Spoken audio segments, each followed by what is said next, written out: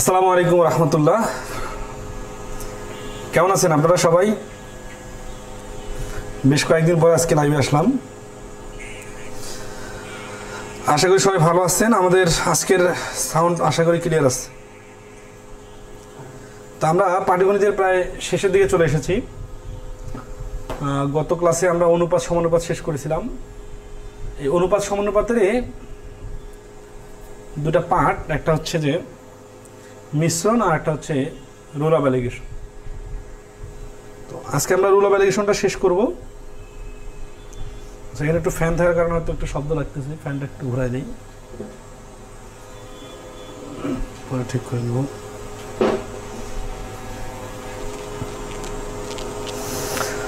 R rule of allegation আজকে class হবে, আগামীকালকে মিশ্রণের এবং পরশুদিন অংশীদারি কারবার। এই সপ্তাহে 4টা ক্লাস নিব একটা না ইনশাআল্লাহ। কিসের সাউন্ড হচ্ছে একটু বলেন, সাউন্ড ক্লিয়ার কিনা?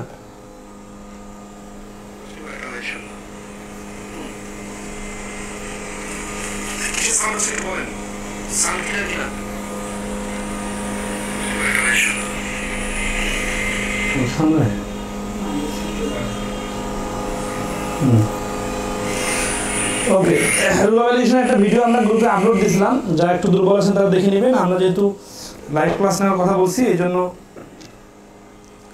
আপলোড দেওয়া থাকলেও আমরা এটা লাইভ ক্লাস নিচ্ছি। রুল অফ এলিগেশনের বিষয়টা আমরা দেখছেন যে আপনারা শতকরা লাভ ক্ষতির বিভিন্ন অঙ্কে আমরা বিভিন্ন সময় প্রয়োগ দেখাইছিলাম, কিন্তু সেই ক্ষেত্রে আমরা ওটার বেসিক আলোচনাটা করি নাই, কারণ ওইটা একটা আলাদা টপিক আছে আমাদের বইয়ের মধ্যে। আমাদের বেসিক ম্যাথ বইয়ের 512 নম্বর পৃষ্ঠায় এই রুল অফ এলিগেশন সংক্রান্ত আলোচনা আছে, বেসিক ম্যাথের 6ষ্ঠ সংস্করণে। ফ্যানের শব্দ সারা সব ঠিক, ফ্যান তো সাইড করে দিছি, এখন বন্ধ করে দিলাম, সমস্যা না। ওকে, এখন কি শব্দ ঠিক আছে? রুল অফ এলিগেশন জিনিসটা কি আগে বেসিক আলোচনাটা করব, এবং এইটার ব্যাপক যে ব্যবহার আছে বিভিন্ন অধ্যায়ে, সেই অধ্যায়টা আমরা দেখাই দিব।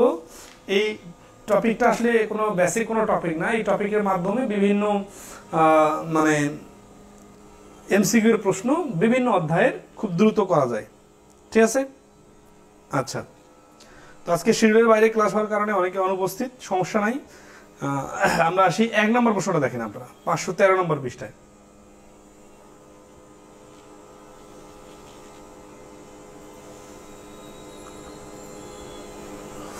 এক নম্বর প্রশ্ন বলছে যে একটা ঝুড়িতে 5 টাকার ও 2 টাকার 15টি নোট মিলে 60 টাকা হলে 5 টাকার নোট কতটি আছে?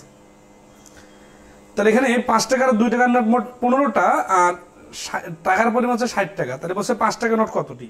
তাহলে এলিগেশনের বেসিক জিনিসটা আগে দেখি। এলিগেশন হচ্ছে এই ক্রস চিহ্নের মাধ্যমে। ভয়েসটা মোটা লাগছে, আচ্ছা সমস্যা নাই।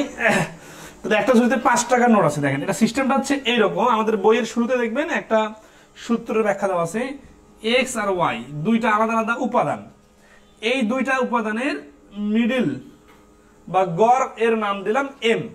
ঠিক আছে? তাহলে এইখানে হচ্ছে X minus Y minus M অথবা এম মাইনাস ওয়াই, এটা বসাইতে হবে, অথবা আর এখানে বসাইতে হবে এক্স মাইনাস এম অথবা এম মাইনাস এক্স। এইটা নির্ভর করবে কিসের উপর? এম আর এক্স এর মধ্যে কোনটা বড় কোনটা ছোট তার উপর। আর এই দূরে যে বিয়োগ করলাম, বিয়োগ করার পরে অনুপাত সাজাইতে হয়। ঠিক আছে? এখন এইগুলা বিশাল আলোচনা করলে আপনাদের কাছে বেখাপ্পা লাগতে পারে, এর থেকে অঙ্কে প্রয়োগ দেখালে খুব ইজিলি বোঝা যাবে। তাহলে আসি,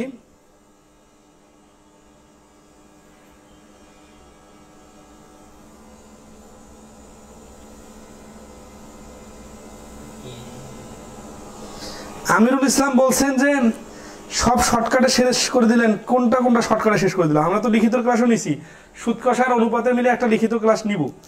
হ্যাঁ, আর শতকরা এবং লাভ ক্ষতি বিশেষ করে আসলে বেসিক ম্যাথ বইয়ে যেভাবে আছে।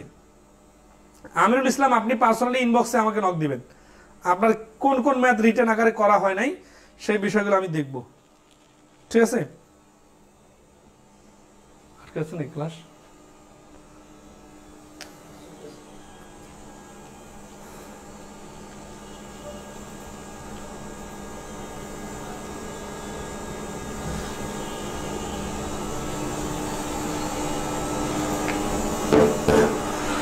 আসি তাহলে এই যে আজকে মোবাইল সাথে নেই প্রশ্ন।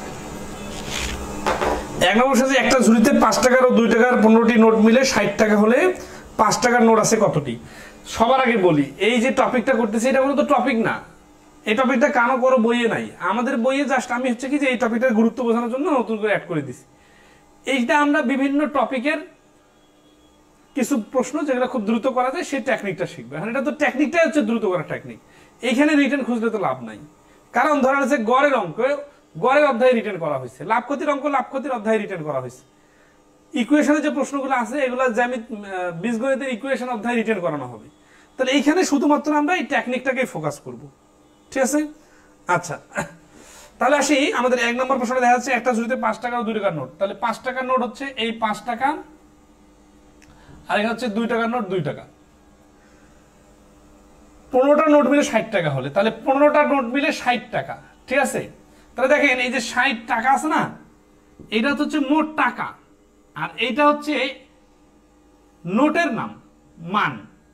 তাহলে আমরা যেটা করব এই 15টা নোট মিলে যেহেতু 60 টাকা, 15 দিয়ে 60 কে ভাগ করলে আমরা দেখছি 4, তার মানে গড়ে 4 টাকা হয়। তাহলে এটা একটা নোট, এটাও নোট, এটাও নোট। তাহলে এখন আমরা যদি আড়াআড়ি বিয়োগ করি, 5 থেকে 4 বাদ দিলে এই যে আড়াআড়ি বিয়োগ করার সিস্টেমটা দেখেন 5 - 4 = 1, আর এইখানে 4 - 2 = 2, তার মানে এইখানে অনুপাতটা দাঁড়াচ্ছে 2:1। তার মানে বিষয়টা এইরকম যে ওই পাত্রটাতে যদি 5 টাকার নোট 2টা থাকে তাহলে 2 টাকার নোট থাকতে হবে একটা।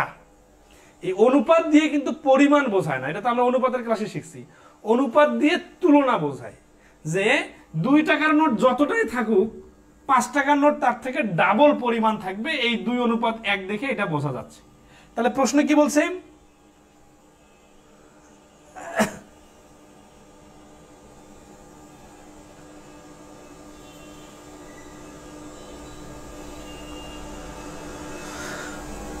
প্রশ্নে বলা আছে যে 15টা নোট, মোট নোট হচ্ছে 15টি।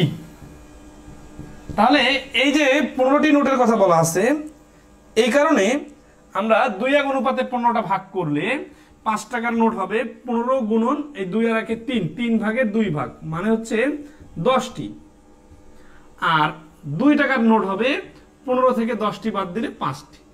তার মানে এখন একটু প্র্যাকটিক্যালি প্রুফ দেখি যে 5টি, হ্যাঁ 10টা যদি 50 টাকার নোট হয়, 5 টাকার নোট হয় তাহলে কত হবে? 50 টাকা, আর 5টা যদি 2 টাকার নোট হয় তাহলে হবে 10 টাকা। এই 10 টাকা আর 50 টাকা মিলে 60 টাকা। এখানে বেসিক কিছু কথা আমি বলি, সেটা একটু শুনেন। যে এই ক্ষেত্রে সবগুলা এই অঙ্কটা আরো একভাবে করা যাবে। সে একভাবে কি?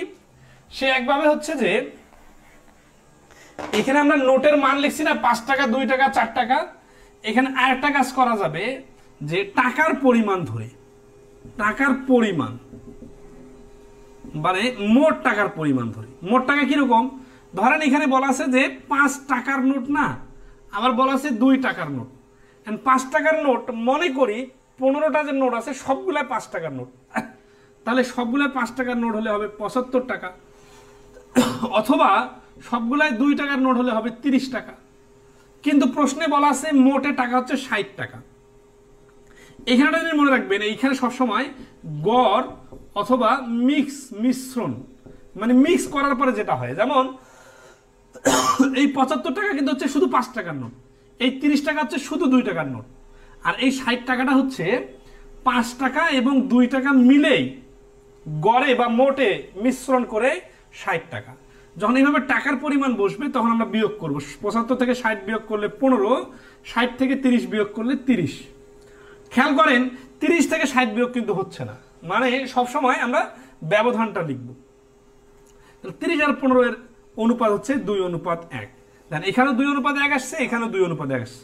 তাহলে এই অঙ্কগুলো এই 2 ভাবে করা যায়। এখন আপনাদের সমস্যা হবে যে কোন কোন অঙ্কগুলো এইভাবে করা যাবে আর কোন কোনগুলো করা যাবে না, এইটার জন্য আসলে একটা স্কিল লাগবে বা অভিজ্ঞতার ব্যাপার আছে। এই জন্য আমরা বিভিন্ন অধ্যায়ে রুল অফ এলিগেশনের মাধ্যমে কোন অঙ্কগুলো করা যাবে একটু দেখব, ঠিক আছে? ওকে, এমনি মাহফুজ শেখ বলছেন স্যার সবগুলো ক্লাস কিভাবে পাবো? সবগুলো ক্লাস গ্রুপের মধ্যে পাবেন, গ্রুপে দেখেন, সময় দেন একটু, পিন পোস্টে সব দেওয়া আছে। আচ্ছা, তারপর 2 নম্বর অঙ্কটা দেখেন।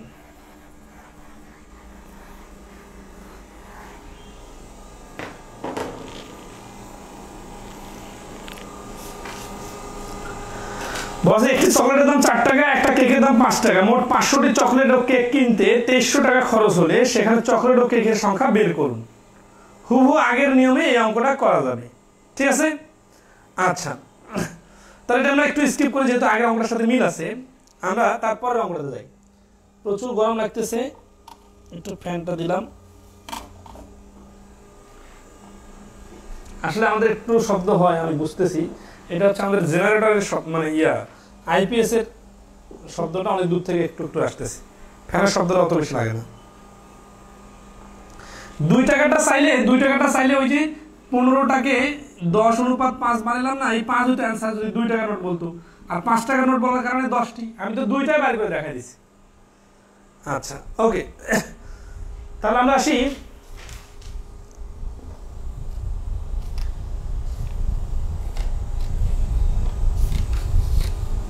3 নম্বর অঙ্ক দেখেন।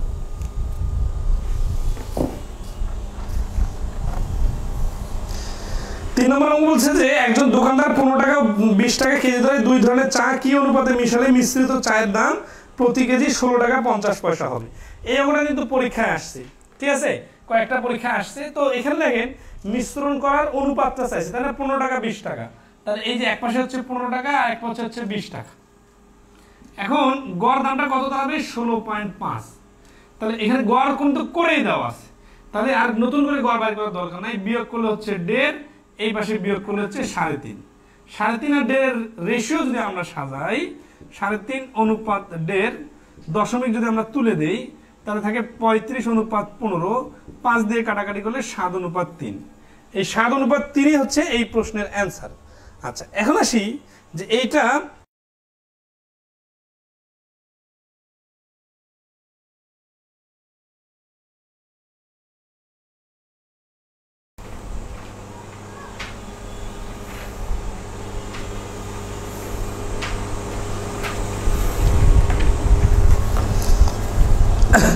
তাহলে এই অঙ্কটা যদি আমরা রিটেন আকারে করি তাহলে কিভাবে করবো দেখেন, যে একজন দোকানদার 15 টাকা 20 টাকা কেজি ধরে 2 ধরনের চা কি অনুপাতে মেশালে, এই যে এটা কয়েক সেকেন্ডে যেটা হয়ে গেল, এটা রিটেন আকারে করতে গেলে অনুপাত বাইর করতে বললে 2টা রাশিকে ধরতে হয়। ধরি 15 টাকা কেজি ধরে কিনেছিল এক্স কেজি আর 20 টাকা কেজি ধরে কিনেছিল ওয়াই কেজি। তাহলে প্রশ্ন মতে 15x প্লাস 20y, মানে 15 টাকা কেজি ধরে যদি এক্স কেজি কিনে তাহলে টোটাল কত টাকা হচ্ছে? 15x টাকা। আর 20 টাকা কেজি ধরে যদি ওয়াই কেজি কিনে তাহলে টোটাল দাম হচ্ছে 20y টাকা। এই দুইটা ইকুয়াল টু যখন একসাথে মিক্স করে বিক্রি করবে তখন দাম দাঁড়াবে এক্স প্লাস ওয়াই কেজি পরিমাণ, আর গড়ে দাম হচ্ছে 16.5 টাকা। এই জন্য 16.5 দিয়ে গুণ। তাহলে এইটা হচ্ছে আগে আলাদা আলাদা করে দাম, আর এটা হচ্ছে একসাথে মিক্সার করার পরে দাম, ঠিক আছে? আচ্ছা, তাহলে আসি 15x plus 20y equal to 16.5 x plus 16.5y, ঠিক আছে? আচ্ছা, আর বিয়োগ করলে যেটা হচ্ছে 1.5 এক্স ইকুয়াল টু 3.5y, আর এক্স এর নিচে ওয়াই নিয়ে আসবো, 3.5 এর নিচে 1.5 যে আর কাটাকাটি করলে 7/3, তাহলে এক্স অনুপাত ওয়াই সমান সমান 7:3। এইটা হচ্ছে রিটেন আকারে সমাধান, আর এটাই রুল অফ এলিগেশনে কয়েক সেকেন্ডে করা যাচ্ছে। তাহলে আসি যে এই অঙ্কটা যে রিটেন আকারে করবো না রুল অফ এলিগেশনে করবো, কীভাবে বুঝবো? তাহলে বেসিক একটা বিষয় ধারণা রাখবেন, সেটা হচ্ছে যে এখানে একটা জিনিস আছে, এখানে একটা জিনিস আছে, এটা আলাদা আলাদা করে আছে। তাহলে এগুলো কিন্তু সমীকরণে হবে, মানে এই আলাদা আলাদা করে জিনিসগুলা যদি একসঙ্গে মিক্স করা হয় তাহলে এটা রুল অফ এলিগেশনে করা যাবে। এটা কোন কোন ধরনের অঙ্কগুলো করা যাবে, এগুলো অনেকগুলো অঙ্ক করলে অটোমেটিক্যালি একটা আইডিয়া চলে আসবে। তো আমরা চেষ্টা করতেছি যে বিভিন্ন অধ্যায়ের এই অঙ্কগুলো আমরা একটু চেষ্টা করি। তো সাধারণত গড়ের কিছু অঙ্ক এই নিয়ম অনুযায়ী হয়, সেটা হচ্ছে যে 7 নম্বর অঙ্কটা দেখেন আপনার 5-6 বিস্তারিত বইয়ের মধ্যে করে দেওয়া আছে, আপনারা বই দেখলেও বুঝবেন। ঠিক আছে,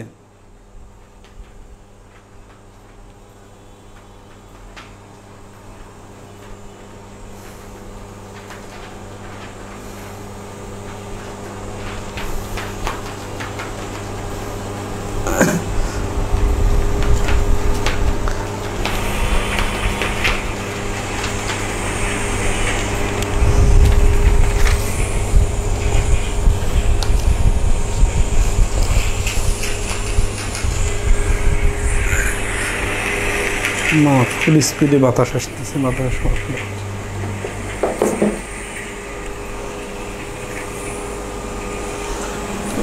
আরো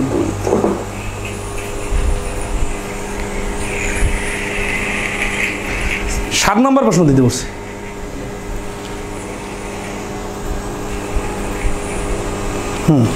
7 নম্বর প্রশ্ন যে একটা ক্লাসে ছাত্রছাত্রীদের গড় বয়স 15.8, ছাত্রদের গড় বয়স 16.4 বছর এবং ছাত্রীদের গড় বয়স 15.4 বছর হলে ছাত্রছাত্রীদের সংখ্যার অনুপাত কত?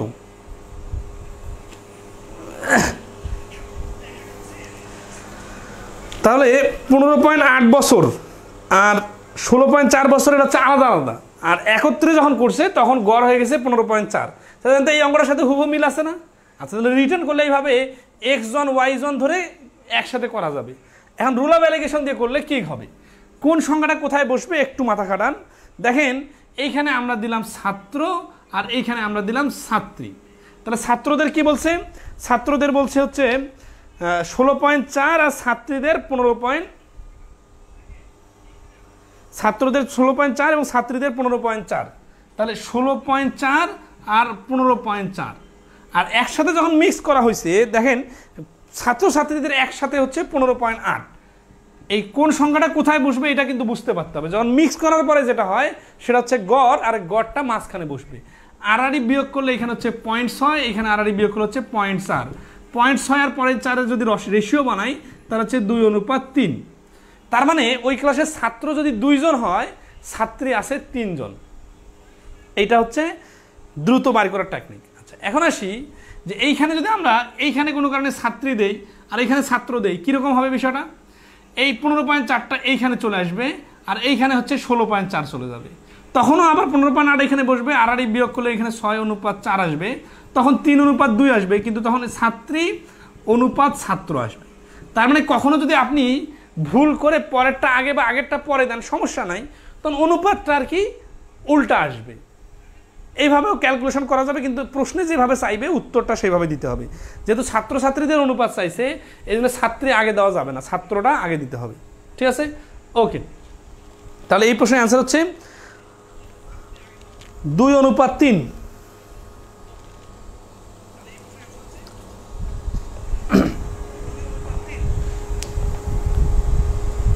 তাহলে এখানে 8, 9 একই রকম সমীকরণের প্রশ্নগুলো দেখি, যে এই সমীকরণের প্রশ্নগুলো পরীক্ষা বেশি আসে। সেটা হচ্ছে যে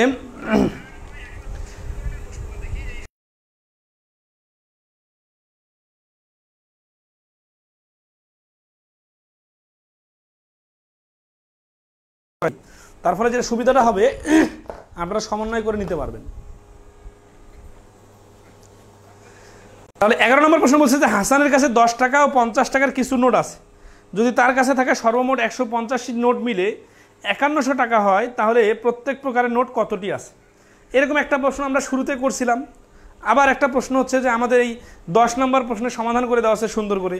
তাহলে আমরা যদি একটা নতুন প্রশ্ন করি তাহলে আশা করি আগের প্রশ্নগুলোর সাথে সুন্দর করে সমন্বয় করে নিতে পারবো।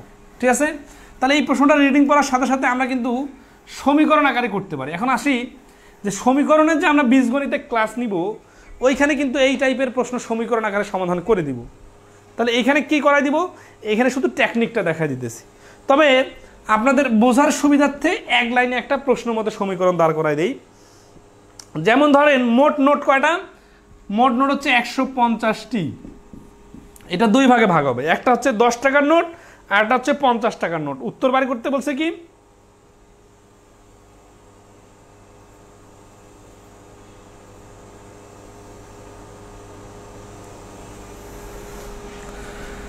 দশ টাকার নোট একটা 50 টাকার নোট। 10 টাকার নোট যদি এক্সট্রা হয় তাহলে 50 টাকার নোট হবে 150 - 60। তাহলে এটা যেহেতু এক্স 10 টাকার নোট, তাহলে 10 গুণন এক্স। এটা যেহেতু 50 টাকার নোট, তাহলে 50 গুণন এটা। তাহলে টাকার পরিমাণ আর টাকার মান যদি গুণ করা যায়, তাহলে টাকার কত টাকা হবে সেটা বাইর হবে। এবং ধরা যাচ্ছে যে আপনাকে একটা 10 টাকার বান্ডিল দিলাম, একটা 50 টাকার বান্ডিল দিলাম, তাহলে 10 টাকার বান্ডিল আপনি গুনে গুনে দেখবেন যে 500 টাকা আছে, 50 টাকার বান্ডিল গুনে গুনে দেখবেন যে 200 টাকা আছে, তখন এই 200 আর 500 মিলে হয়ে যাচ্ছে 700। তো এরকম করে টাকার টোটাল পরিমাণ হিসাব হয় না? তাহলে এই জন্য টাকার সাথে কতটা নোট আর কত টাকার মান, এই দুটো গুণ করলে টোটাল টাকা কত সেটা বাইর হবে। আর এই দুই টোটাল টাকা মিলে ইকুয়াল টু হচ্ছে 5100। এটা হচ্ছে প্রশ্ন মতে। তো এইগুলো তো হচ্ছে রিটেন সমাধান, এগুলো আমরা আবার সমীকরণের ক্লাসে করব অবশ্যই। এখানে আমরা রুল অফ অ্যালিগেশন দিয়ে কীভাবে দ্রুত করা যায় সেটা দেখবো। এখান থেকে ক্যালকুলেশন করে নেবেন, এক্স এর মান যেটা বাইর হবে সেখান থেকে অ্যান্সার। রুল অফ অ্যালিগেশনে হচ্ছে কি যে 150টি আর টোটাল টাকা হচ্ছে 5100। আমরা এখানে গড় বাইর করতে যে দেখতেছি 0 কাটার পরে 15 দিয়ে এটাকে কাটাকাটি করা যাচ্ছে না, ঝামেলা হচ্ছে বা ভগ্নাংশ আসতেছে। তো এই জন্য আমরা কি করব, আমরা যেহেতু দুইভাবে করার সিস্টেম শিখছি, একটা হচ্ছে গড় বাইর করে আর একটা হচ্ছে মোট ধরে। তাহলে এখানে আমরা এই মোট টাকাটাকে এই মাঝখানে লিখব। কেন মাঝখানে লিখলাম? কারণ এই 5100-র মধ্যে 10 টাকার নোটও আছে, 50 টাকার নোটও আছে। এখন আসি, এই 150টার সবগুলাই যদি 10 টাকার নোট হইতো তাহলে কত টাকা হইতো? 150 গুণন 10 মানে হচ্ছে 1500। আর 150 টাকা যদি সবগুলোর নোটে 50 টাকার নোট হইতো তাহলে কত হইতো? 7500। খেয়াল করে দেখবেন এই 1500 আর 7500 এর মাঝামাঝি যে কোনো একটা সংখ্যা এখানে সবসময় বসবে। মানে এখানে 6000 হইতে পারে, এখানে 3000 হইতে পারে, এখানে 2000 হইতে পারে, এখানে 7000 হইতে পারে, কিন্তু কখনো এখানে 8000 হবে না। এই জিনিসটা মনে রাখবেন। 8000 কেন হবে না? কারণ এই দুইটাই মিক্স করে তো কখনোই 7500 থেকে বেশি হইতে পারে না। এই সর্বনিম্ন 1500 আর সর্বোচ্চ 7500 এর মাঝামাঝি একটা সংখ্যায় প্রশ্নের মধ্যে দেওয়া থাকবে। তাহলে আমরা যদি আড়াআড়ি বিয়োগ করি, 5000 থেকে 7500 মিলাইতে 1500, 100 কম, তাহলে 1400। এখানে যদি আমরা বিয়োগ করি তাহলে আমরা দেখতেছি 1500 থেকে 1500 বাদ দিলে 3500, 3600। তাহলে রেশিও আকারে যদি 7:18,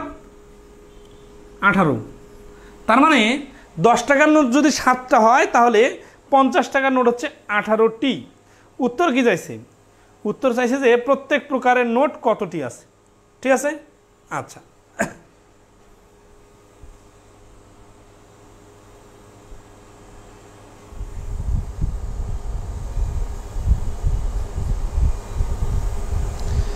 $150 টাকা, 1500 আর 7500।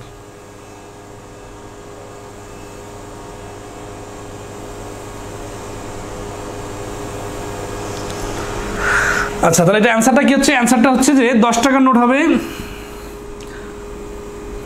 150 গুণন 7 8 7 25, 25-এর উপরে 7, তাহলে 6 6 7 42টি।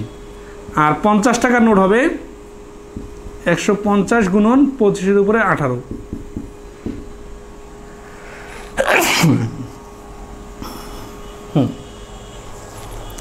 এই অঙ্কটাতে একটু মিস্টেক আছে উত্তরের মধ্যে। এখানে 42 আর 108 হবে।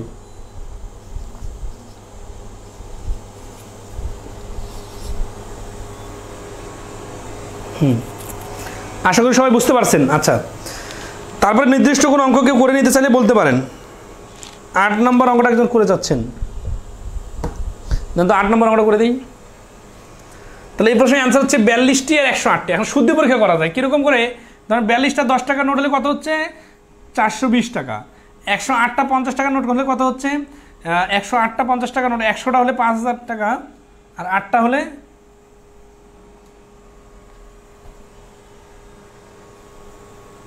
6টা 48 আর 8 4, 6 4 4 10।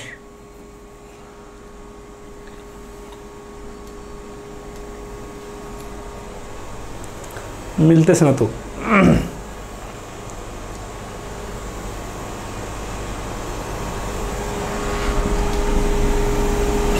এখানে একটা মিস্টেক হয়েছে, সরি, বিয়োগ করতে যা মিস্টেক হয়েছে। এখানে 1400 তো না, এখানে 2400, 2400 আর 3600 এইখানে। তাহলে এখানে হচ্ছে 0 0 কাটা 12 2 24, 3 2:3 হবে। 2:3 হলে অ্যান্সারটা হচ্ছে 150কে ভাগ করতে হবে 5 ভাগের 2 ভাগ, 60 আর 150 গুণন 5 ভাগের 3 ভাগ 90। এখানে অ্যান্সারটা হবে 60 আর 90। তারপরে ঘ নম্বরে মিস্টেক আছে, 60 আর 90। 25 এখানে হবে না। 11 নম্বর প্রশ্নটাতে অ্যান্সার 60 এবং 90 হবে। 8 নম্বরটা দিয়েছেন মামা? 8 নম্বর প্রশ্নটা দেখেন, আসলে এগুলো সবগুলো কাছাকাছি প্রশ্ন, তো জাস্ট যোগ বিয়োগে একটু মিস্টেক হয়েছিল আর কি। 5100 থেকে 7500 থেকে 8100 গেলে 2400 হয়, আমি 1400 ধরার কারণে ভুলটা হচ্ছিল। তো সমস্যা নাই, 2400 ধরে হিসাব করলে 2:3 হচ্ছে। 8 নম্বর বলছে যে একজন শ্রমিক 8 ঘন্টা প্রতি ঘন্টা কাজ করার জন্য গড়ে 50 টাকা করে পায়, ওভারটাইম কাজ করলে প্রতি ঘন্টা 80 টাকা করে পায়। একদিনে তার প্রতি ঘন্টার গড় 60 টাকা হলে সে কত ঘন্টা ওভারটাইম কাজ করেছিল? তাহলে এই যে দেখেন 50 টাকা পায়, 80 টাকা পায়, আর গড় হচ্ছে 60 টাকা, বিয়োগ করলে হচ্ছে 2:1। তার মানে এই 2 অংশের মান একটা আর 1 অংশের মান একটা। 2 অংশ যে 50 টাকা করে পাইছিল, এইটা কাজ করছিল কত? 8 ঘন্টা। এই সংখ্যাগুলো কিন্তু সব প্রশ্নে দেওয়া আছে। আমাদের এইখানে 80 টাকার কাজ করছিল কত ঘন্টা? তো দেখেন এখানে 2:1 দেখে বুঝতেছি যে 50 টাকা করে যদি সে 2 ঘন্টা কাজ করে, তাহলে 80 টাকা করে কাজ করছিল 1 ঘন্টা। তার মানে 50 টাকা করে কাজ করছিল যত ঘন্টা, তার থেকে অর্ধেক সময় করছিল 80 ঘন্টা। তাহলে এই 2 অংশের মান হচ্ছে 8 ঘন্টা, তাহলে 1 অংশের মান হবে সমান সমান 4 ঘন্টা। তাহলে এই প্রশ্নের অ্যান্সার হচ্ছে 4 ঘন্টা। আর সমীকরণ ধরে যদি কেউ করতে চান, ঠিক আছে, তাহলে কি হবে? ধরি ওভারটাইম করেছিল x ঘন্টা, তাহলে কি হবে?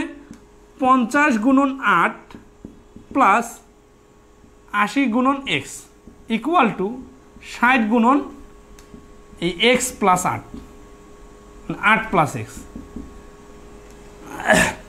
তাহলে হচ্ছে যে 50 টাকা করে 8 ঘন্টা কাজ করলে এত টাকা পাবে, 80 টাকা করে x ঘন্টা কাজ করলে 80x টাকা পাবে।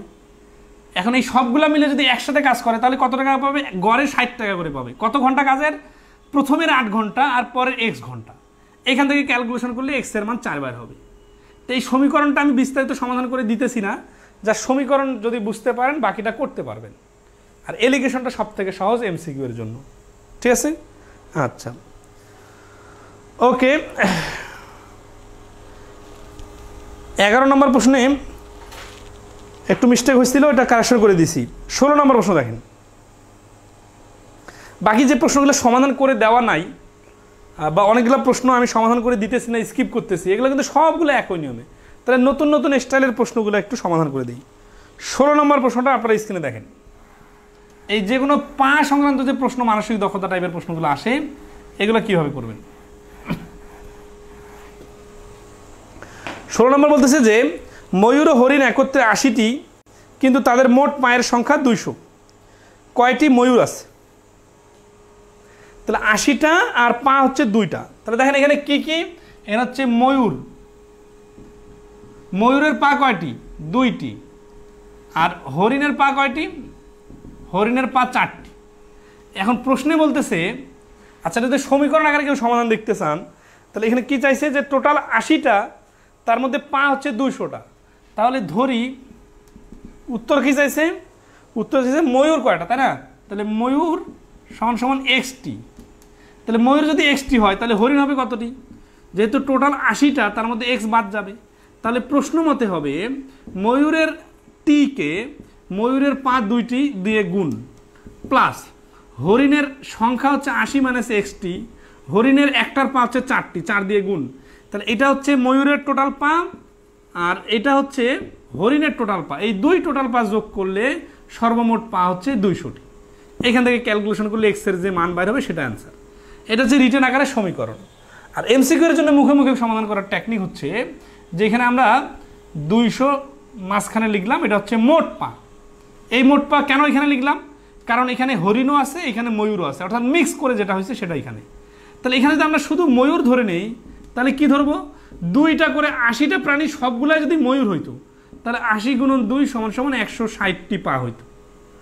আর সবগুলা প্রাণীর যদি সবগুলাই হরিণ হইতো, তাহলে 80 গুণন 4 সমান সমান 320টি হইতো। দেখেন এই 160 আর 320 আছে না, 4 দিয়ে কেন গুণ করলাম? কারণ হরিণের পা থেকে 4টি।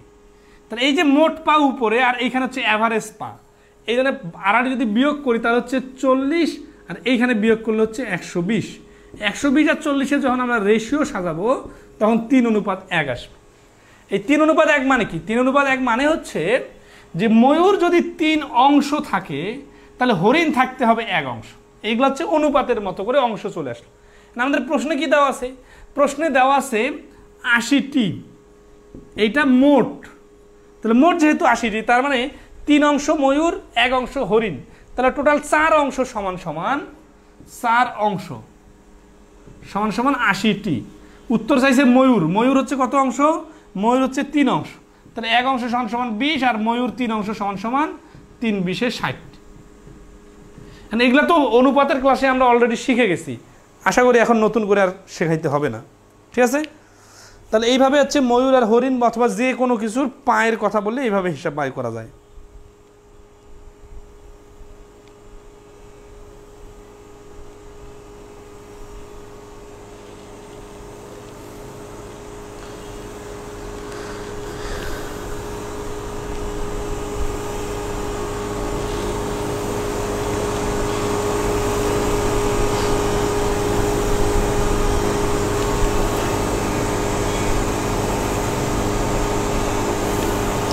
সবার কি ক্লিয়ার কিনা একটু জানাবেন।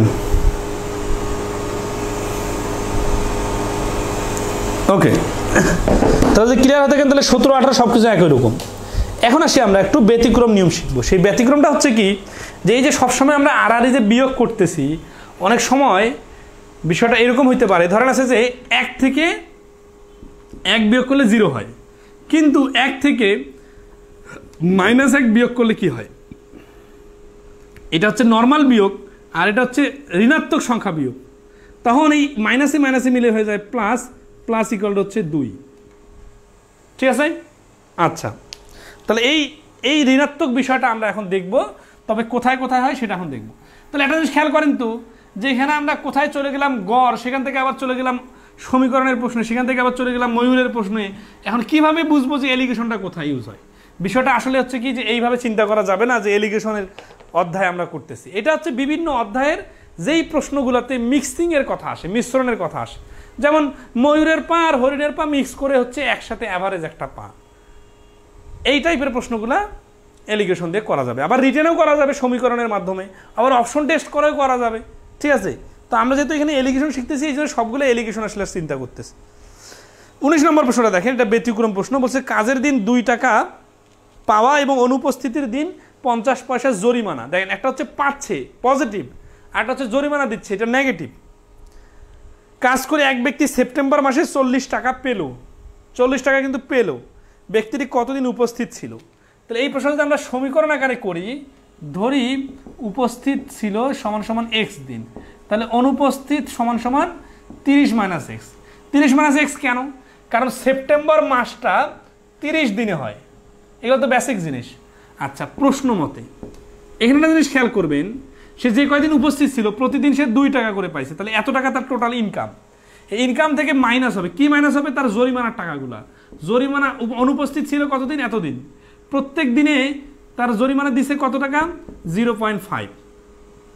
তাহলে এই এত টাকা করে যদি জরিমানা দেয়, তাহলে মোট জরিমানা এটা, তাহলে টোটাল ইনকাম থেকে টোটাল জরিমানা বাদ দিলে তার উদ্বৃত্ত যে টাকা, অবশিষ্ট যে টাকাটা থাকে, এটা হচ্ছে তার ইনকাম। মনে করে সে 70 টাকা ইনকাম করছে, 20 টাকা সে জরিমানা দিয়ে দিছে, তাহলে তার কাছে আছে কত টাকা? 50 টাকা। এই 50 টাকা হচ্ছে তার এক্সাক্ট ইনকাম। এখান থেকে ক্যালকুলেশন করে নেবেন, এক্স এর মান যেটা বাইরে হবে সেটা অ্যান্সার। কিন্তু আমরা যদি এলিগেশন আকারে করি তাহলে কি হবে সেই জিনিসটা আমরা এখন দেখব। সেপ্টেম্বর মাস 30 দিন, খেয়াল করেন এইখানে 40 বসবে কেন? কারণ এই 40-এর মধ্যে উপস্থিত এবং অনুপস্থিত দুইটার সমন্বয় করে যে রেজাল্টটা বাইর হয়েছে সেটা হচ্ছে 40 টাকা তার নেট ইনকাম। এইখানে সে যদি উপস্থিত থাকতো, আর এখানে হচ্ছে অনুপস্থিত, উপস্থিত যদি সে 30 দিনে উপস্থিত থাকতো তাহলে 30 দুগুণা সে 60 টাকা পাইতো, তাহলে উপস্থিতির কারণে তার মোট ইনকাম হচ্ছে 60 টাকা। আবার যদি সে 30 দিনে অনুপস্থিত থাকতো তাহলে তার 15 টাকা জরিমানা দিতে হইতো। এই যে 15 টাকা জরিমানা বলতেছি না, এই 15 টাকাকে লিখতে হবে -15, কারণ এটা কিন্তু পজিটিভ না। আগের অঙ্কগুলোতে পজিটিভ নেগেটিভের কোনো কথা ছিল না, মানে সবগুলাই পজিটিভ ছিল। কিন্তু এখানে তো এক্স্যাক্টলি দেখে বোঝাই যাচ্ছে, প্রশ্নের পরে বোঝা যাচ্ছে যে এখানে ঋণাত্মক ফিগারের কথা বলতেছে, এই জন্য এটা -15। এখন আসি আমরা আড়াআড়ি বিয়োগ করব। 60 থেকে 40 বিয়োগ করলে হচ্ছে 20, কিন্তু খেয়াল করেন যে 40 থেকে 15 বিয়োগ করলে 40 -15 আলাদা জিনিস, কিন্তু এখানে তো হচ্ছে -15, তার মানে এই মাইনাস হচ্ছে বিয়োগ করতে হয়, এই জন্য মাইনাস, আর এইখানে হচ্ছে এই মানটা -15, তাহলে এইখানে হচ্ছে 55, মানে এটা মাইনাসে মাইনাসে হয়ে যাবে প্লাস, 40 আর 15 মিলে 55। এইখানে 55 না লিখে যদি কেউ 25 লেখেন তাহলে আসলে প্রশ্নটাই বোঝেন নাই, ঠিক আছে। 55 আর 20 এর রেশিও সাজালে 5 11 55, 5 আর 5 20, তার মানে 11:4। তার মানে সে যদি উপস্থিত থাকে 11 দিন, তাহলে তাকে অনুপস্থিত থাকতে হবে 4 দিন, তাহলেই শুধুমাত্র যোগ বিয়োগ ক্যালকুলেশন করে 40 টাকা ইনকাম করা সম্ভব। যেহেতু সেপ্টেম্বর মাসটা হচ্ছে মোট 30 দিন, তো এই 30 দিনকে আমরা 11:4 রেশিওতে ভাগ করব। তাহলে আমাদের যেহেতু উপস্থিতটা বাড়ি করতে বলছে, তাহলে উপস্থিত হচ্ছে 30 দিনের 11 আর 4 মিলে 15 ভাগের 11 ভাগ, তাহলে 2 2 11 22 দিন, তার মানে সে 22 দিন উপস্থিত ছিল। আসলে কি এলিগেশন দিয়েই করতে হবে এই অঙ্কটা? না, আপনি আগে রিটেন ফরম্যাটটা দেখেন, এইভাবে করবেন। এভাবে না বললে আরও শর্টকাট টেকনিক আছে, সেটা হচ্ছে শুদ্ধি পরীক্ষা করা যায় অপশন টেস্ট করে। কীরকম? 22 দিনের প্রত্যেক দিন যদি 2 টাকা করে ইনকাম করে, তাহলে 44 টাকা তার ইনকাম হয়। বাকি থাকে 8 দিন, এই 8 দিন যদি প্রতিদিন 50 পয়সা করে জরিমানা দেয়, তাহলে 4 টাকা সে জরিমানা দেয়। 44 টাকা ইনকাম থেকে 4 টাকা জরিমানা দিলে তার নেট ইনকাম থাকে 40 টাকা। তাহলে 40 টাকা হচ্ছে প্রশ্নে দেওয়া আছে, যেহেতু মিলে গেছে, তাহলে এই 22 দিনে হচ্ছে আমাদের অ্যান্সার। তাহলে একটা অঙ্ক অনেকভাবে করা যায়, যেহেতু এখানে আমরা এলিগেশনের আলোচনায় আসি, এই জন্য আমরা একটু এলিগেশনের উপর সব চালা দিতেছি। আচ্ছা, ওকে। এমডি সোহেল তানভীর বলছেন 17 কি অ্যান্সার ঠিক আছে, একটু বলবেন প্লিজ। না ভাই, বলবো না। আপনি আসলে কি শিখলেন? এই 17 নম্বর প্রশ্নটার অ্যান্সারটা ধরে আপনি শুদ্ধি পরীক্ষা করেন, করার পর আমাকে বলেন যে এটা ভুল আছে। এতটুকু কনফিডেন্স না থাকলে তাহলে এত ক্লাস করে কী লাভ হয় বলেন তো? মানে 17 নম্বর অঙ্কটা দেখেন তো মা, 17 নম্বর অঙ্কটা ভুল আছে না সঠিক আছে আমি নিজেও কনফার্ম না, কিন্তু আমি এখন করব, করার পরে আমি একটা অ্যান্সার দিতে পারবো না, তাহলে তো হলো না। সেটা হচ্ছে যে পায়রা ও খরগোশের সংখ্যা মোট 40টি, এদের পায়ের সংখ্যা 140টি হলে সেখানে পায়রা আছে কতটি? হ্যাঁ, অবসর দেওয়া আছে 20টি। পায়রা মানে কবুতর, কবুতরের 2টা পা, তাহলে 20টা পা, 20টা কবুতর হলে 2টা করে পা হলে 40টা পা হয়। তাহলে আর থাকে 20টা কি খরগোশ, 20টা খরগোশের যদি 4টা করে পা থাকে, তাহলে হচ্ছে 4 20 80, 80 আর 40 120। ভুল আছে অ্যান্সার। তো এইভাবে ভুল বলতে পারতে হবে, এই অঙ্কটাতে অ্যান্সার ভুল আছে। 17 নম্বর প্রশ্ন। আমার মনে হচ্ছে ভুল না, মনে হচ্ছে দিয়ে কোনো কাজ নাই, সব কিছু বললেন যে কনফিডেন্টলি এটা ভুল আছে অ্যান্সার। কারণ কি? কারণ শুদ্ধি পরীক্ষা করে তো ভুল ধরা পড়লো। আচ্ছা, এখন আসে আমরা একটু করে দিই, যেহেতু ভুলটা বাইর হচ্ছে আমাদের। তাহলে হচ্ছে যে এখানে 140, 40 দুগুণে 80 এখানে, আর এখানে হচ্ছে 160, তাহলে এখানে আসি 20 আর এখানে হচ্ছে 60, তাহলে 1:3। তার মানে 40টা যে টোটাল মাথার কথা বলছে, এখানে 10 আর 30 হইতে হবে, তাহলে অ্যান্সার হইতে হবে 10টি। ঘ হবে অ্যান্সার।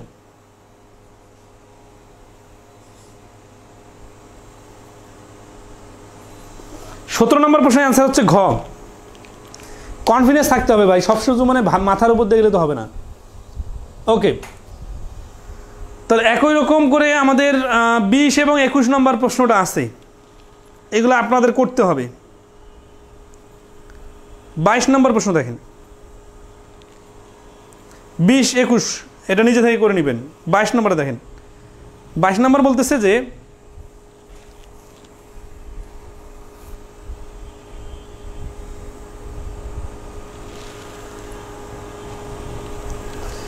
একটা স্কুলে 900 জন ছাত্রছাত্রী আছে, জানুয়ারি মাসে 4% ছাত্র চলে গেল এবং 5% ছাত্রী নতুন করে ভর্তি হওয়ার পর ছাত্রছাত্রীর মোট সংখ্যা অপরিবর্তিত থাকলো। জানুয়ারি মাসের আগে ওই স্কুলে কতজন ছাত্র ছিল? তাহলে এখানে কি বলতেছে যে টোটাল ছাত্রছাত্রী কতজন? 900 জন। এই 900 জন ক্লাসিফাইড হবে। জানুয়ারি মাসে 4% ছাত্র চলে গেল, তাহলে 4% ছাত্র যদি চলে যায়, তারপরে কি বলছে যে 5% ছাত্রী আসলো। দেখেন, একটা গেল আর একটা আসলো, তার মানে কি একটা নেগেটিভ আর একটা হচ্ছে পজিটিভ। এর ফলে এখন দেখেন যে এই কোন পার্সেন্টেজটা কোথায় লিখবো এটা নিয়ে কনফিউশন তৈরি হতে পারে। একটা মাথা খাটান যে যেভাবে প্রশ্নে বলছে আমরা ওইভাবে লিখি। কারণ আছে যে এটা ছাত্র আর এটা হচ্ছে ছাত্রী। এখন এই 4% চলে গেল মানে -4, আর 5% আসলো মানে হচ্ছে কি +5। খুবই সিম্পল বোঝা যাচ্ছে। এখন আসি এইখানে কি হবে এই প্রশ্নে বলা নাই, কিন্তু একটু ভাবি। বলছে কি যে এটা মোট ছাত্রছাত্রীর সংখ্যা অপরিবর্তিত থাকলো, তার মানে পরিবর্তন কোনো হয় নাই, তার মানে 0% পরিবর্তন। কিন্তু অনেক প্রশ্নে দেখা যায় বলে কি যে মোটের উপর 1% ছাত্র বেড়ে গেল। এই 1% ছাত্র বেড়ে গেল এরকম বললে তখন আমরা লিখতাম +1, আর যদি বলতো 1% কমে গেছে তাহলে -1। কিন্তু যেহেতু কোনো কিছু হয় নাই তাহলে 0। তাহলে এখন আসি 0 আর 5 এর ডিফারেন্স হচ্ছে 5, 0 আর 4 এর ডিফারেন্স হচ্ছে 4। এখানে দেখেন সবসময় এই অ্যান্সার দুইটা কিন্তু পজিটিভ ফিগার হবে, নেগেটিভ ফিগার হবে না। তাহলে এই 5:4 মানে কি যে 5 জন ছাত্র যদি থাকে তাহলে 4 জন ছাত্রী থাকতে হবে, তাহলেই শুধুমাত্র এই কাজটা পসিবল। যেহেতু টোটাল ছাত্রছাত্রী আছে 900 জন, এই 900 জনকে আমরা 5 আর 4 অনুপাতে ভাগ করব। তাহলে 5:4 ভাগ করলে এখানে হচ্ছে 500 জন আর এখানে হচ্ছে 400 জন। উত্তর কি চাইছে? উত্তর বলছে যে জানুয়ারি মাসের আগে কতজন ছিল। জানুয়ারি মাসের আগে ছিল এই যে 5 ভাগ মানে ছাত্র মানে 500 জন, এই 500 জন হচ্ছে অ্যান্সার। এরকম অঙ্ক আমরা শতকরা অধ্যায় করছি, আশা করি সবাই ক্লিয়ার। ওকে, লাভ ক্ষতির অঙ্ক একটা দেখাই দিই তাহলে আরো সুবিধা হবে। 24 নম্বর ওরা দেখেন, সবাইকে ধরতে পারতেছেন কিনা একটু বলবেন।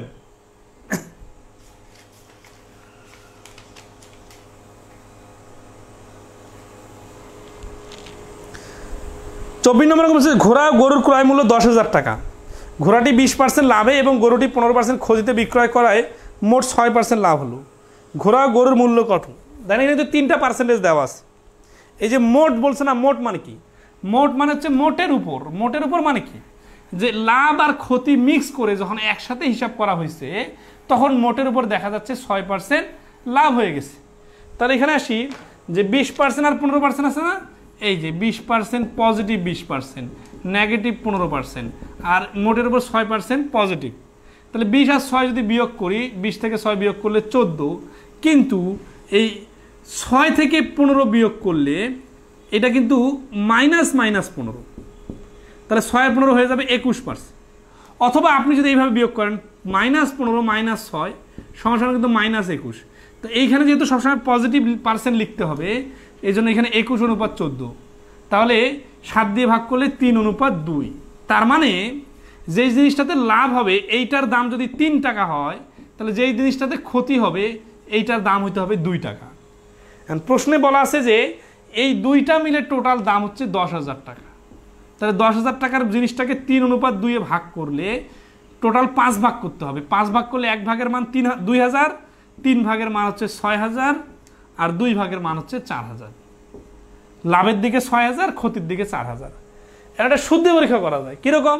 দেখেন 6,000 টাকা জিনিসে 20% লাভ মানে এই যে 1200 টাকা লাভ। 4,000 টাকার জিনিসে 15% ক্ষতি মানে 600 টাকা ক্ষতি। 4 × 60, 600 টাকা ক্ষতি। তাহলে 1200 থেকে 600 বাদ দিলে থাকে আর 600। এই 10,000 টাকার মোটের উপরে আবার 600 টাকা লাভ মানে শতকরায় 6% লাভ। এই 6% মিলে গেছে। শতকরা লাভ ক্ষতির এতগুলো ক্লাস করার পর আশা করি এই পয়েন্টগুলো দ্রুত ধরতে পারার কথা। কেউ যদি এখনো মনে করেন মাথার উপর দিয়ে যাচ্ছে, তাহলে আগের ক্লাসগুলো করে আসেন। কিরকম? অনুপাতের ক্লাসটা করেন। এই 3:2 কেন আমি 6,000 4,000 লিখলাম, এটা যদি কেউ বুঝতে না পারেন তাহলে আপনি অনুপাতের ক্লাস করেন নাই।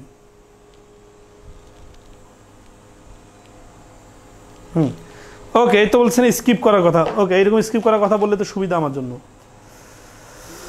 ওকে, আসি 28 নম্বর অঙ্ক দেন। তাহলে কিছু অঙ্ক স্কিপ করতেছি কারণ এক্সট্রা দিয়ে করার দরকার নাই। শতকরার প্রশ্নে এলিগেশনের প্রয়োগ। 28 নম্বর বলছে যে একটা পরীক্ষায় 1200 বালক পরীক্ষার্থী ছিল। দেখেন 1200 কিন্তু বালক। এই 1200টা কি 2 ভাগ হবে নাকি 1200টা একটা ভাগের মান, এটা প্রশ্নের পরের অংশটা পড়লেই বোঝা যাবে। ঠিক আছে? আচ্ছা, তারপরে কি বলতেছেন যে 1200 জনের মধ্যে 50% বালক আর 40% বালিকা পরীক্ষায় পাশ করে। তাহলে বালক পাশ করলো 50% আর বালিকা পাশ করলো 40%। এই আমরা কিন্তু আমরা রিটেনের ক্লাসে রিটেন করাই দিচ্ছি। এখন অনেকে এখানে রিটেন খুঁজতেছেন, না এটা তো আমরা রিটেনের ক্লাস করাচ্ছি না, এখন আমরা আজকে এলিভেশন শিখতেছি।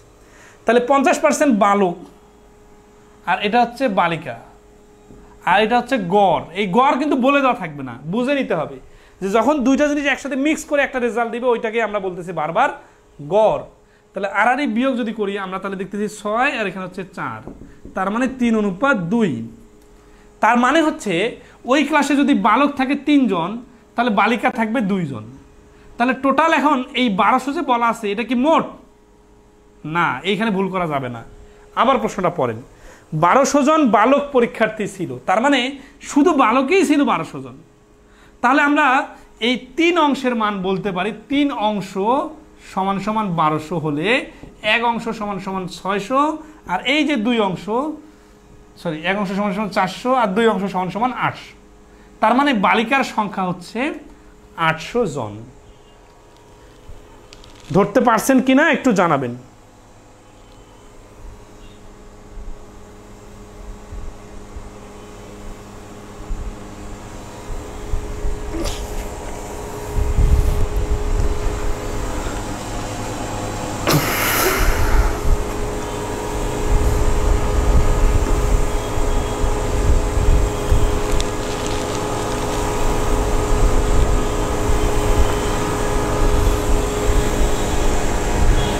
সবাইকে ক্লিয়ার? এই 28 নম্বর প্রশ্নটা এমডি খায়রুল ইসলাম খায়রুল বলছেন 27 নম্বর করতে।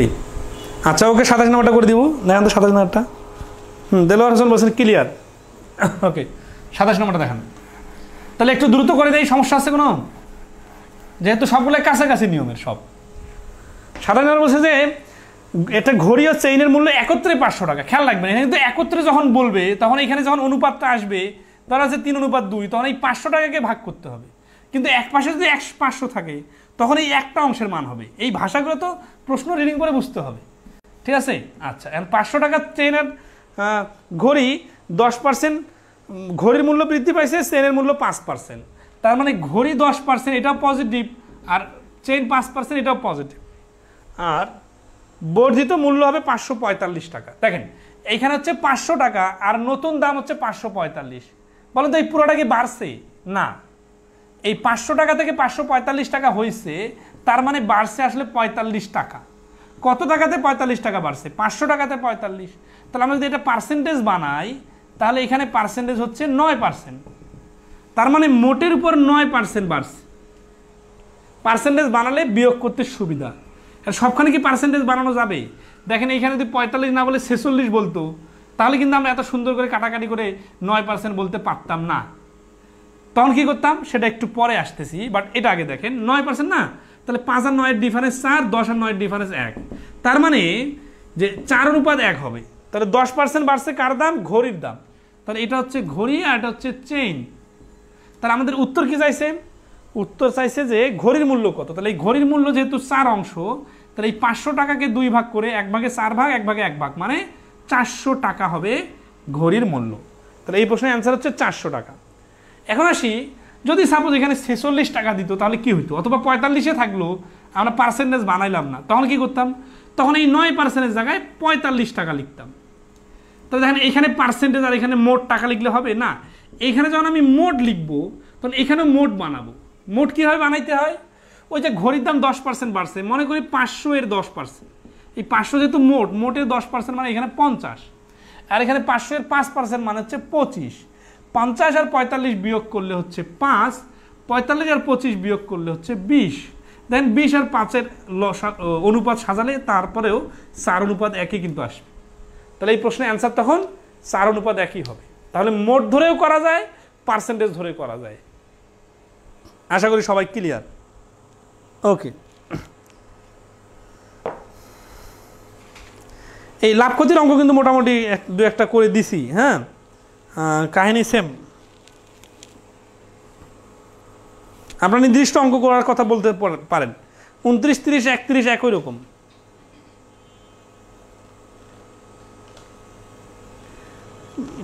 নম্বর আসি। 33 নম্বর হচ্ছে 24 টাকা দরে ক্রয় করা 25 কেজি চালের সাথে 42 টাকা দরে ক্রয় করা কত কেজি চাল মিশিয়ে 40 টাকা দরে বিক্রি করলে 25% লাভ হবে। তাহলে দেখেন 32 নম্বর আমরা একটু করে দিই। আমাদের তো 32 নম্বরটাকে দেখেন। আচ্ছা 32 নম্বরে জাস্ট একটু দশমিক থাকার কারণে অনেকে একটু ঘাবড়ে যাইতে পারেন। দেখেন এই আমরা করলাম না, এটার সাথে 32 নম্বরের মিল আছে।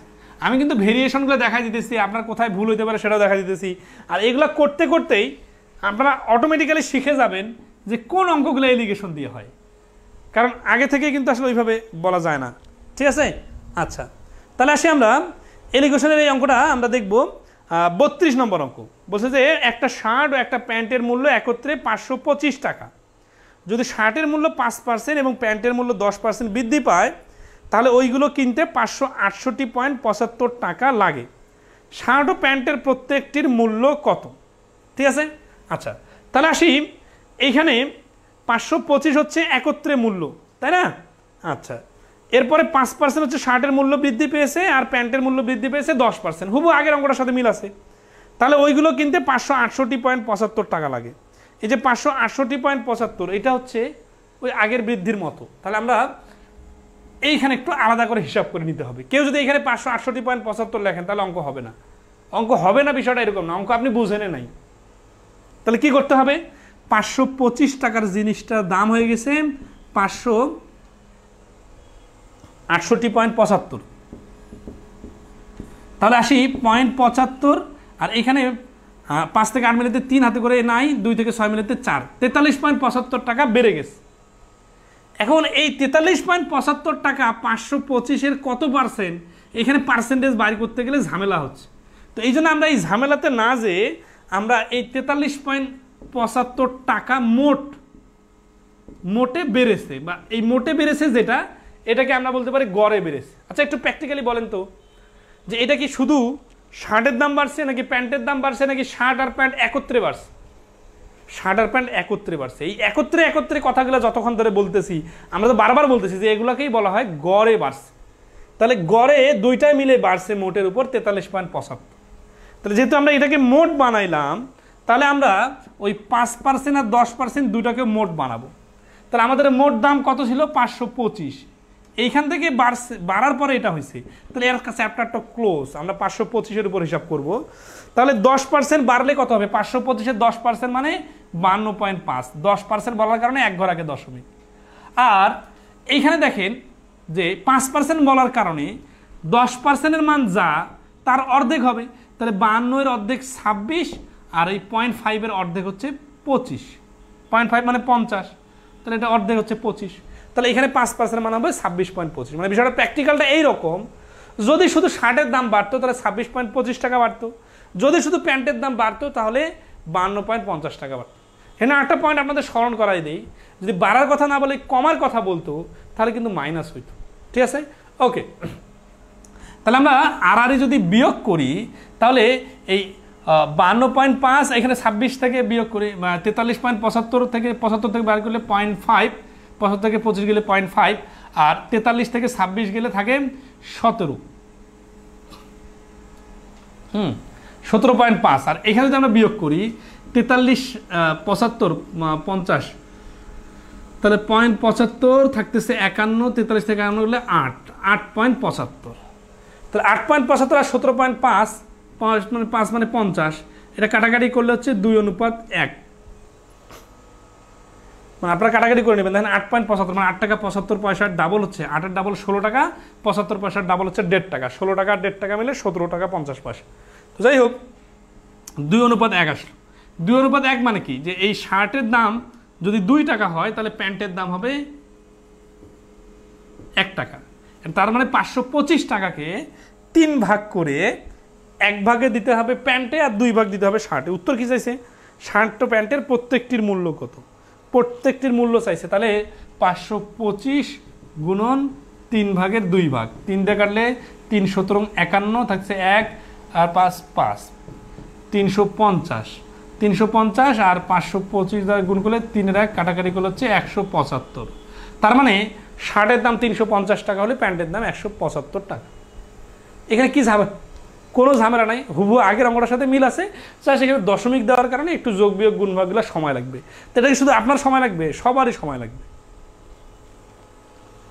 ঠিক আছে, ওকে, আশা করি সবাই ক্লিয়ার। 32 নম্বর। তাহলে আসি 33 নম্বরে। এইখানে খুব একটা ইন্টারেস্টিং পয়েন্ট আমরা শিখবো, সেটা হচ্ছে যে সবগুলোকে একজাতীয় বানানো। সবগুলোকে একজাতীয় বানানো বিষয়টা কীরকম একটু দেখি। 33 নম্বরে 24 টাকা দরে ক্রয় করা 25 কেজি চালের সাথে 42 টাকা দরে ক্রয় করা কত কেজি চাল মিশালে? এই মিশামিশির খেলা আমরা শুরুতেও খেলছি, কিন্তু এই যেখানে 33 নম্বর অঙ্কটা দেখেন একটু, এখানে শেষের যে পয়েন্টটা বলছে চাল মিশিয়ে 40 টাকা দরে বিক্রি করলে 25% লাভ হবে।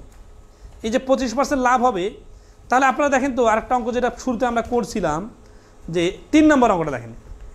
3 নম্বর অঙ্কটা দেখেন, দেখেই 33-এর সাথে মিলান। 33 নম্বরে বলতেছে যে 25% লাভ হবে, আর 3 নম্বরে বলার সময় বলছিল যে যা শুধু মিক্স করলে এত টাকা দাম দাঁড়াবে। ওইখানে লাভ ক্ষতির কোনো কথা বলে নাই, এই জন্য আমরা ওইখানে পার্সেন্টেজ নিয়ে কোনো চিন্তাই করি নাই। বাট এইখানে তো পার্সেন্টেজ নিয়ে চিন্তা করতে হবে। তাহলে এই অঙ্কটা একটু রিটেনে করে দিই, তারপরে আমরা শর্টকাটে আসবো। ঠিক আছে, আচ্ছা দেখেন তাহলে 33 নম্বরটা দেখেন। 24 টাকা দরে 25 কেজি চালের সাথে 42 টাকা দরে ক্রয় করা কত কেজি চাল মিশিয়ে, এই কত কেজি বলছে না, আমরা ওইটার নাম দেই এক্স কেজি। তাহলে ধরি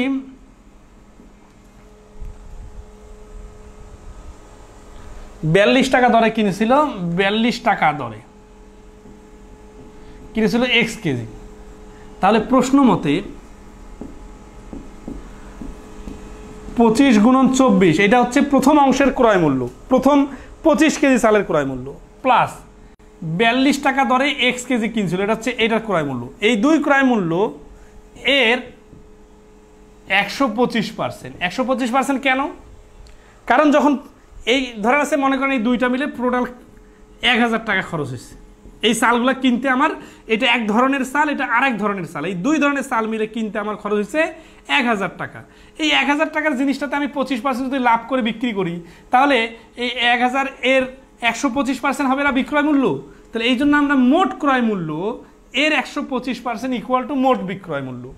মোট বিক্রয় মূল্য কিভাবে হবে দেখেন, চাল মিশিয়ে 40 টাকা দরে বিক্রি করলে, যখন দুই ধরনের চাল, এখানে কত কেজি চাল আছে, এখানে চাল আছে 24 টাকা দর, এটা কিন্তু দর, এটা কিন্তু এত কেজি। তাহলে এখান থেকে আছে 25 কেজি আর এখানে আছে এক্স কেজি। এই দুই ধরনের মিলে মোট 25 প্লাস এক্স কেজি চাল বিক্রি করার সময় সে বিক্রি করছে সবগুলাই গড়ে 40 টাকা করে। তাহলে 40 গুণন 25 প্লাস এক্স। আচ্ছা, এখানে যদি 125% না দিই তাহলে কি হবে? এইটা হচ্ছে ক্রয় মূল্য বাইর হবে, সবগুলা চালের ক্রয় মূল্য, আর এইটা হচ্ছে বিক্রয় মূল্য বাইর হবে। এখন বলেন তো, ক্রয় মূল্য আর বিক্রয় মূল্য কি সমান হয়েছে? সমান কিন্তু হয় নাই। কি করলে সমান হবে? এর 125% যখন লাগাই দিব তখন লাভটা যুক্ত হয়ে যাবে, তখন দুই পাশে বিক্রয় মূল্য সমান সমান বিক্রয় মূল্য হবে। ঠিক আছে, আচ্ছা, এই জন্য 125% লাগাইতে হবে। এটা ক্যালকুলেশন করে নেবেন, এক্স এর যে মান বাইর হবে সেটা অ্যান্সার। এখন আসি এলিগেশন দিয়ে করলে কি হবে। এটা খুব একটা ইন্টারেস্টিং পয়েন্ট, টার্নিং পয়েন্টটা একটু শেখার আছে, দেখে নেন। ঠিক আছে, সেটা হচ্ছে যে এইখানে আমরা লিখলাম 24 টাকা কেজি, 24 টাকা, টাকা কিন্তু লিখতে হবে,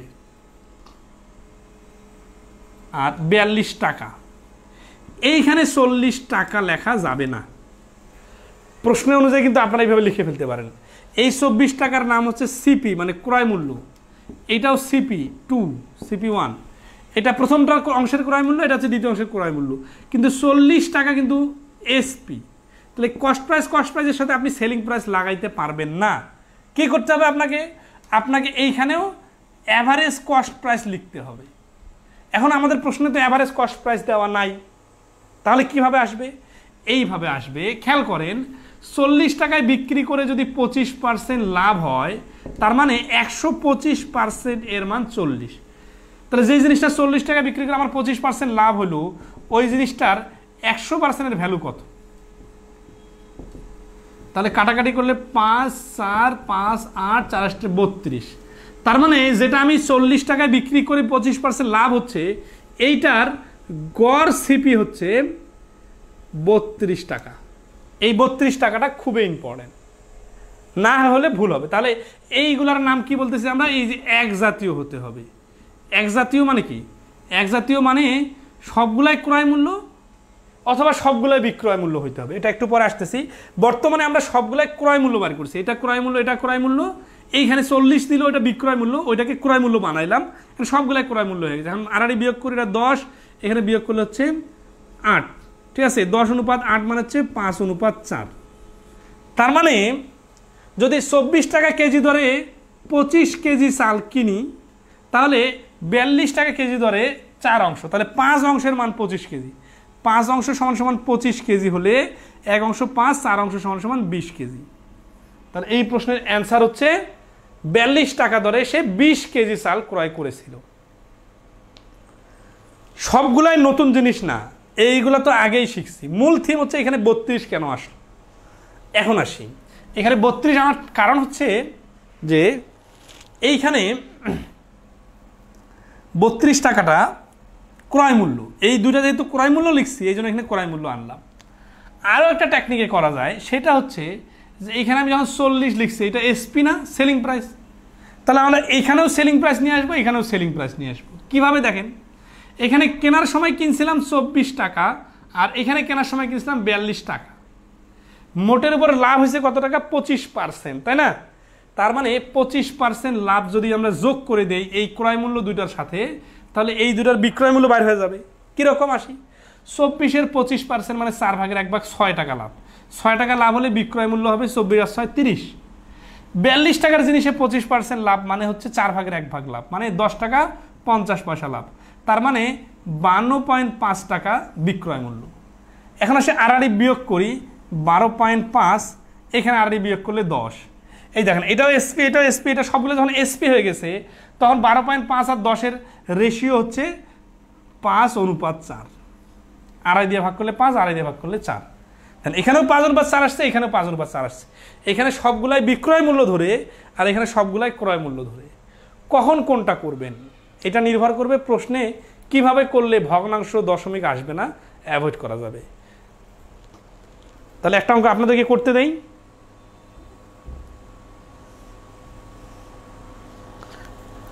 চৌত্রিশ নম্বর অঙ্কটা আপনি করেন। ক্লিয়ারলি ধরতে পারছেন কিনা বলেন? 33 নম্বরটা কি ক্লিয়ার? যদি ক্লিয়ার হয়ে থাকেন তাহলে 34 নম্বরটা আপনারা করে দেন। এরকম আরও বেশ কয়েকটা অঙ্ক আছে এখানে, চেষ্টা করতে হবে নিজে থেকে।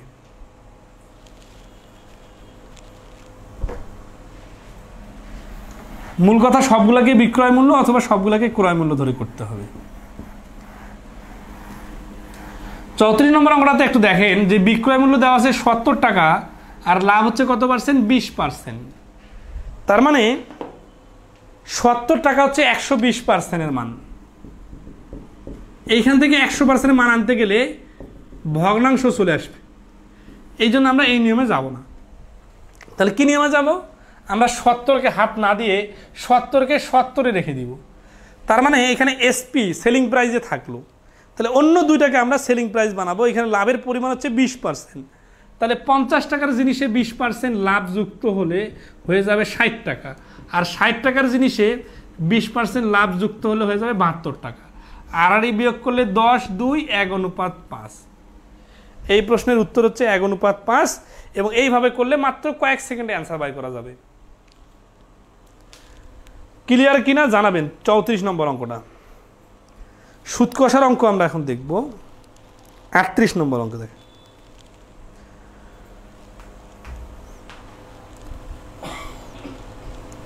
বলছে যে সুমন তার কাছে থাকা 10,000 টাকার কিছু অংশ বার্ষিক 11% হারে এবং অবশিষ্ট টাকা 15% হারে বিনিয়োগ করে।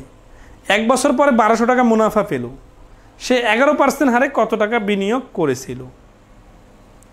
তাহলে এই অঙ্কটা যে দুইভাবে করা যাবে, প্রত্যেকবার কি দুইভাবে দেখাইতে হবে? সুদ কষার এই বিষয়টা দেখেন, মোটের উপর 1200 টাকা ইন্টারেস্ট পাইছে মানে কি, যে এই মোটের উপরটা হচ্ছে এখানকার গড়। তাহলে এই অঙ্কটা আমরা দুইভাবে করব। সেটা হচ্ছে যে পার্সেন্টেজ ধরে, আর একটা হচ্ছে মোট ধরে। পার্সেন্টেজ ধরে বিষয়টা এইরকম যে এখানে প্রথম অংশ বলছে 11% আর দ্বিতীয় অংশ বলছে 15%, তাহলে 11% আর 15%। আর পরবর্তীতে বলছে মোটের উপর লাভ হয়েছে 1200 টাকা। এই 1200 টাকা তার বিনিয়োগ করছে কত টাকা? বিনিয়োগ করছে 10,000 টাকা। তাহলে 10,000 টাকার তুলনায় 1200 টাকাটা কত পার্সেন্ট? 12%। তাহলে এই যে পার্সেন্টেজটা সহজে বাইর করা যাচ্ছে দেখে এখানে পার্সেন্টেজ লিখলাম, কিন্তু এখানে যদি 1233 টাকা এরকম দশমিক ভগ্নাংশ থাকতো, কাটাকাটি করা যাইতো না, তখন কিন্তু আমরা এই ঝামেলায় যাইতাম না। তাহলে খেয়াল করেন যে এই পার্সেন্টেজটা তখনই যাব যখন মিলাই দেওয়া থাকবে। তাহলে এখন আড়াআড়ি বিয়োগ করি, এইখানে হচ্ছে 1 আর এইখানে হচ্ছে 3, তার মানে সে যে টাকাটা বিনিয়োগ করছে 10,000 টাকা, এই 10,000 টাকাকে 3:1 বিনিয়োগ করলে তাহলেই শুধু 12% গেইন করা সম্ভব। তাহলে 10,000কে 3:1 এবারে 4 ভাগ যদি করি তাহলে 2500, এখানে হচ্ছে 2500 আর এখানে হচ্ছে 3 25 75। এইটা হচ্ছে অ্যান্সার। কি চাইছে? অ্যান্সার চাইছে সে 11% হারে কত টাকা বিনিয়োগ করেছে। 11% হারে বিনিয়োগ করছে 7,500 টাকা। এই প্রশ্নের অ্যান্সার হচ্ছে গ 7,500। এখন আসি, যদি আমরা মোট ধরে করতাম, এই পার্সেন্টেজ বাইর করতে না পারলে, কারণ অনেক সময় পার্সেন্টেজ সহজে বাইর হবে না, তখন কি করব? তখন এইখানে যে 1200 টাকা আছে, এই 1200 টাকাটাকে 1200 টাকা রাখবো। তাহলে 1200কে যেহেতু টাকা বানাইলাম, তাহলে এই পার্সেন্টেজটাকে টাকা বানাইতে হবে। কিসের উপর ভিত্তি করে হবে? এই মোট টাকার উপর হবে। তাহলে 10,000-এর 11% মানে 11,000 টাকা, 1100 টাকা। আবার 10,000-এর 15% মানে 1500 টাকা। বিয়োগ করলে হচ্ছে 300, বিয়োগ করলে হচ্ছে 100। 300 আর 100কে অনুপাত সাজালে 3:1। তাহলে বারবার এইভাবে করার পরে তো কনফিডেন্স চলে আসতেছে যে মোট ধরে করলেও যা আসে অনুপাত, পার্সেন্টেজ ধরে করলেও 3:1 আসবে। তাহলে 10,000 টাকাকে 3:1 ভাগ করলে অ্যান্সার হবে 11% হারে বিনিয়োগ করছে 7,500 টাকা। ফুললি ক্লিয়ার কিনা বলেন? 39 নম্বর অঙ্কটা নিজে থেকে করে দেন দ্রুত।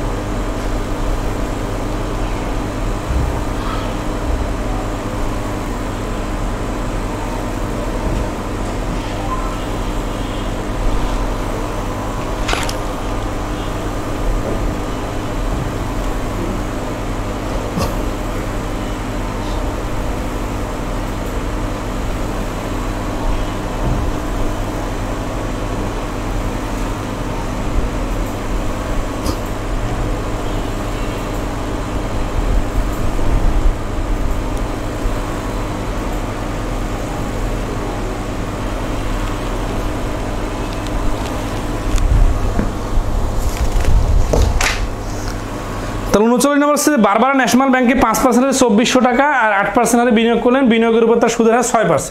তাহলে 5 8 6, তাই না? দেখেন তো এই অঙ্কটা 5 8 6কে কাজে লাগায়া 5 সেকেন্ডে এইভাবে যে সমাধান বাইর করা যায়, 2 ভাগের মান 2400 হলে 1 ভাগের মান 1200, এটা কি অন্য কোনো টেকনিকে সম্ভব কিনা বলেন? তাহলে এই টেকনিকটা যে স্পেশাল, এই 5 সেকেন্ডে এইভাবে অ্যান্সার বলা যায় এবং আপনি সব কিছু বুঝে বুঝেই করতেছেন। অন্য কোনো টেকনিকে কিন্তু এত দ্রুত অ্যান্সার বলা সম্ভব না, ঠিক আছে? এই জন্য এটা স্পেশাল। এবং আমরা তো বারবার নতুন নিয়ম শিখতেছি এরকম না, একইভাবে সবগুলো অঙ্ক করতেছে। এইখানে 2400 টাকা কিন্তু মোট না, 2400 টাকা হচ্ছে এই 5% হারে বিনিয়োগ করা 2400। এই জন্য আমরা বললাম 2 অংশ সমান 2400 আর 1 অংশ সমান 1200।